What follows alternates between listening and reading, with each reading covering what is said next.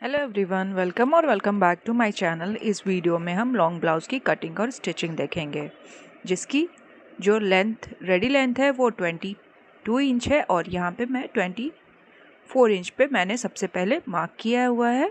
अब इसके बाद शोल्डर की विड्थ करेंगे, तो शोल्डर 15 इंच है जिसकी हाफ हो जाएगी 7.5 एंड आर्म होल का भी सेम ही लेंथ मैं रखूँगी यहाँ पे 7.5 इंच पे। उसके बाद चेस्ट की मार्किंग करेंगे जो कि है 10.5 और उसके बाद 21 इंच पे वेस्ट की मार्किंग करूँगी मैं, जिसकी विड्थ है 11 इंची और वेस्ट टू चेस्ट कुछ इस तरह से मिला लेंगे।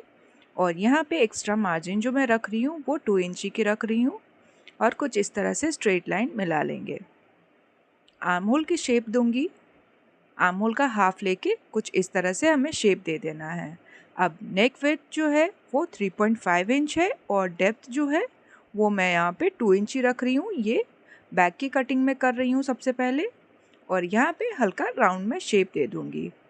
इसके बाद हम इसकी कटिंग करेंगे। यहाँ पे मैंने वेस्ट की मार्किंग अलग से नहीं की हुई है क्योंकि जिनके लिए मैं बना रही हूँ उन्हें ये लूज़ में ही चाहिए थी, तो वेस्ट की मार्किंग मैंने नहीं दी है इस वजह से।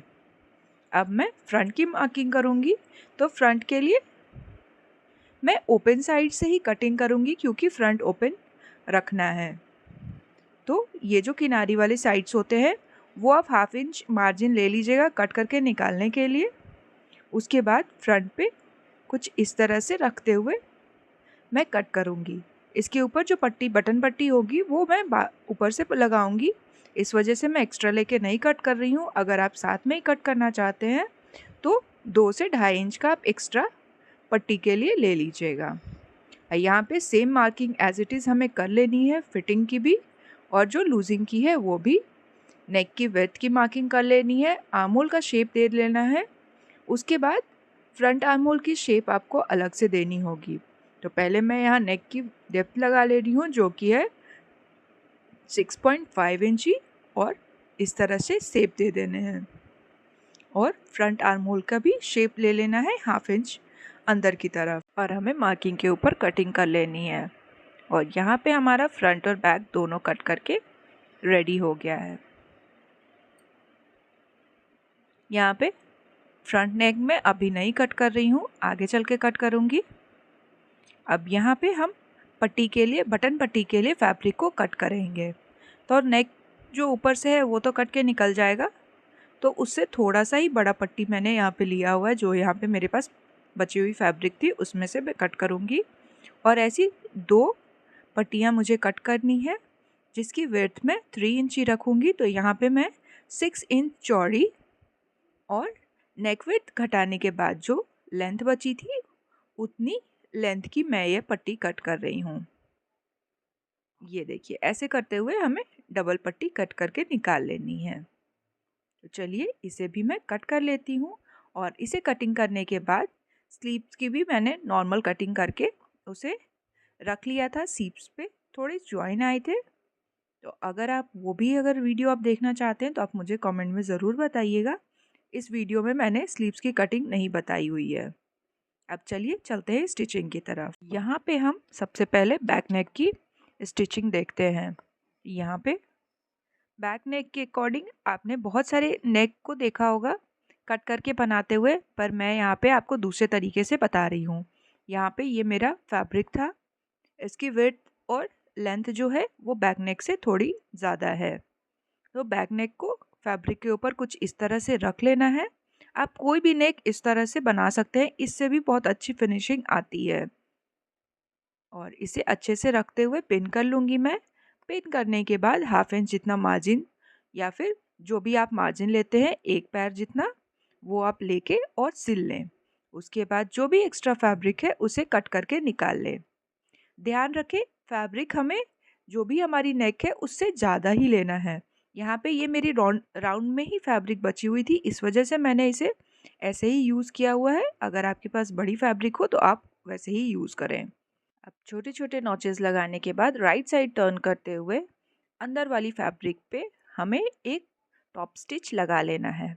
टॉप स्टिच लगाने से एक तो सिलाई हमारी थोड़ी पक्की हो जाती है और नेक में भी फिनिशिंग आ जाएगी। नेक जब हम रॉन्ग साइड पे टर्न करते हैं तो वो फिनिशिंग के साथ टर्न होती है।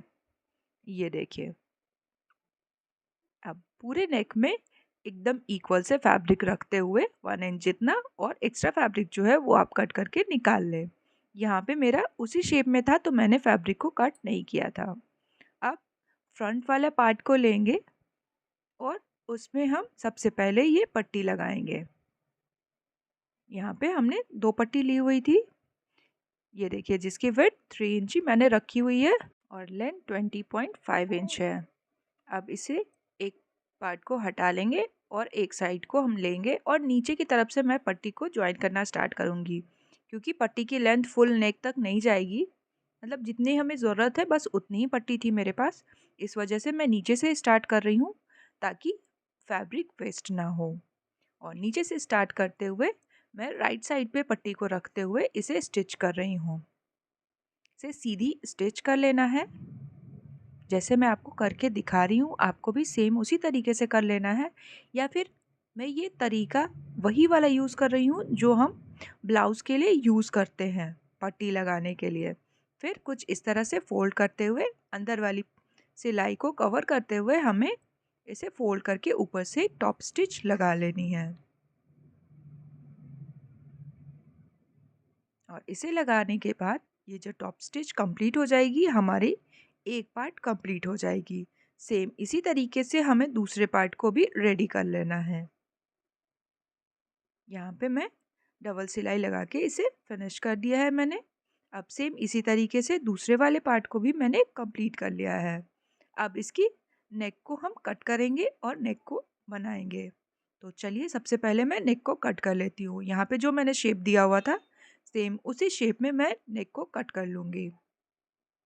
और जिस तरीके से मैंने बैक नेक को बनाया है सेम उसी तरीके से फ्रंट नेक को भी बनाऊंगी।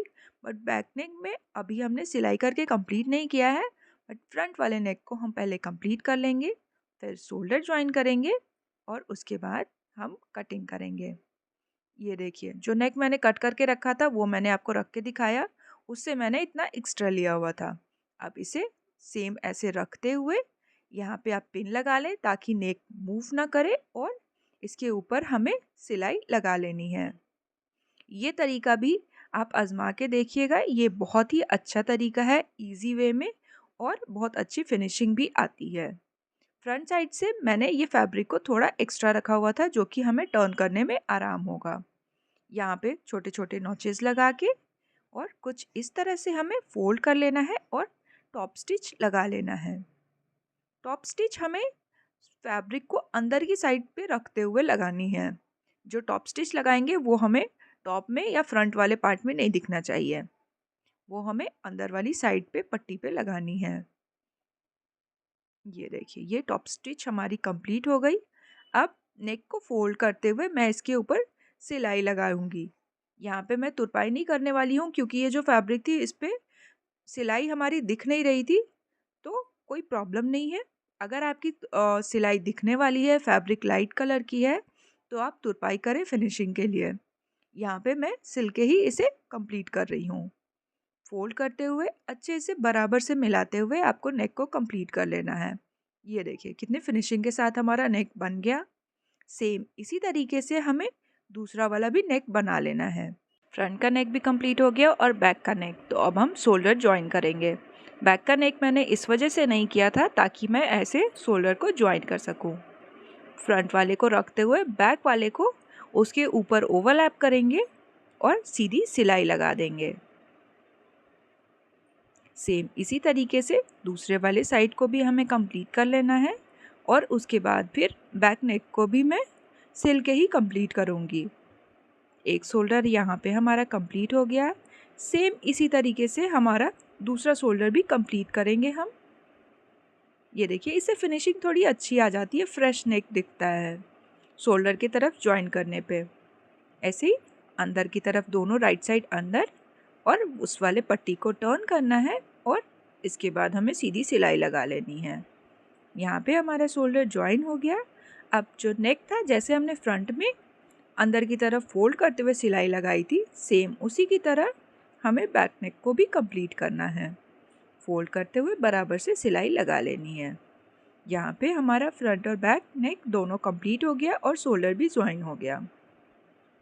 अब हम स्लीव्स अटैच करेंगे और साइड की सिलाई लगाएंगे।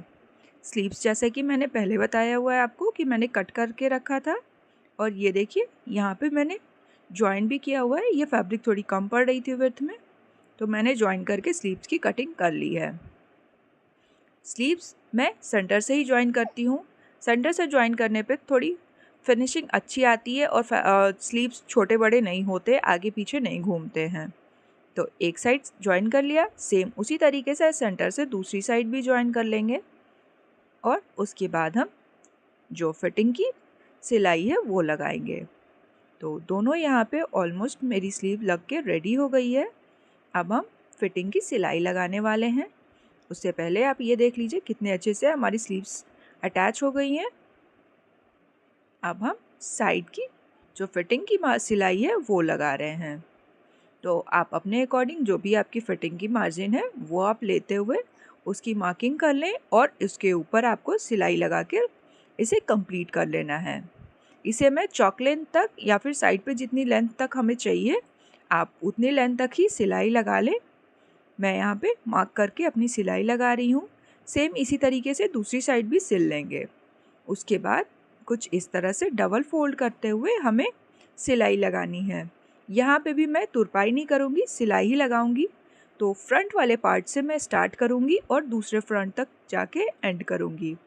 ये देखिए कुछ इस तरह से 2 इंच मैंने एक्स्ट्रा लिया हुआ था तो हाफ इंच ऊपर सिलाई में चला गया और 1.5 इंच बचा, उसे 1.5 इंच उसे मैं कुछ इस तरह से डबल फोल्ड करते हुए साइड्स को भी सिल लूँगी और नीचे से भी फिनिशिंग देके इसे सिल लूँगी। अगर आपको डायरेक्ट सिलने में प्रॉब्लम हो तो आप सबसे पहले फोल्ड करके या तो पिनअप कर लें या फिर बड़े टाके के साथ सुई धागे की हेल्प से इसे कंप्लीट करें।